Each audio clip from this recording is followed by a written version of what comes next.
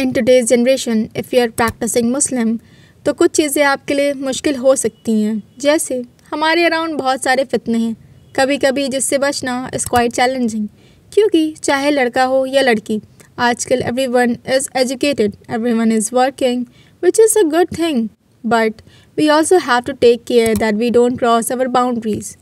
These days लड़का लड़की साथ में एजुकेशन लेते हैं, वर्क प्लेस पे साथ में काम करना होता है और हमें day to day daily basis पे किसी न किसी तरह इंटरेक्ट करना पड़ता है, जिसकी वजह से इट्स वेरी हाई पॉसिबिलिटी कि आप किसी अपोजिट जेंडर से अट्रैक्ट हो सकते हैं। अकॉर्डिंग टू इस्लामिक टीचिंग, अगर दो लोग एक दूसरे को पसंद करते हैं but they are not ready to marry it, तो उन्हें क्या करना चाहिए? फर्स्ट, लोअरिंग देयर गेज, एक दूसरे को देखने से बचें, क्योंकि ये फितना और मोहब्बत का सबब बन सकता है। जैसे कि कहते हैं कि गुनाह देखने से ही शुरू होता है, क्योंकि आपने उस इंसान को देखा और आपके अंदर उस इंसान के लिए कोई फीलिंग आ गई, और वो पहला स्टेप होता है टुवर्ड्स मेजर सिन। इसलिए we should lower our gaze, it's for both man and women. Second, avoid being alone together. आप चाहे जितनी भी प्रैक्टिसिंग हो, आपको लगता हो कि आप अपनी नफ्स को कंट्रोल कर सकते हैं, but it is very possible कि शैतान आपको बहकाने में कामयाब हो जाए। हम इंसान कितनी जल्दी बहक जाते हैं वो हमें खुद अच्छे से पता है। Third, maintaining modesty, dress modestly and avoid revealing clothes while interacting with opposite gender. Don't do physical contact as this can lead to physical intimacy. Fourth, focusing on spiritual growth.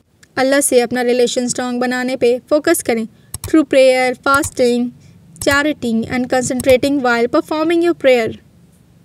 Fifth and very important, avoid emotional attachment. किसी भी इंसान से emotionally attach मत हो जो आपका महरम ना हो, because sometimes the other person can play with your emotions and can manipulate you to sin. Sixth, seeking guidance from Allah. This is a very important point too. We all are human and हम सब कभी ना कभी emotional होके या किसी भी चीज़ के प्रेशर में आके गलत कर सकते हैं, तो हमेशा ask guidance from Allah that Ya Allah, guide me to the straight path and protect me from this fitna. 7. Patience and self-control. By practicing patience and self-control, you can avoid going into haram. और एक हलाल relation सिर्फ शादी के through ही बन सकता है। शादी से पहले अगर कोई इंसान रिलेशनशिप में रहने का कह रहा है, तो वो अपने और आपके दीन और ईमान के साथ खेल रहा है, और जो काम हम अल्लाह को नाराज़ करके करते हैं उसमें कोई बरकत नहीं होती। इसलिए ऑलवेज रिमेंबर हलाल is the best. At last I want to say is कि हर इंसान एक हराम रिलेशनशिप से बचे, क्योंकि एक तो ये इंसान को बर्बाद करता है, दूसरा अल्लाह पाक को नाराज़ भी करता है, जो बहुत बड़ी गुनाह है। तो आप इस बात पे डटे रहें कि आपको कभी हराम रिलेशनशिप में नहीं आना है। I hope you learn something from this video. इस वीडियो से क्या, अगर आप मेरी किसी भी वीडियो से कुछ सीख के जा रहे हैं तो वो मेरे लिए बहुत बड़ी चीज़ है। मैं सिर्फ वीडियो इसलिए बनाती हूँ ताकि लोगों को हराम चीज़ों से दूर रख सकूँ।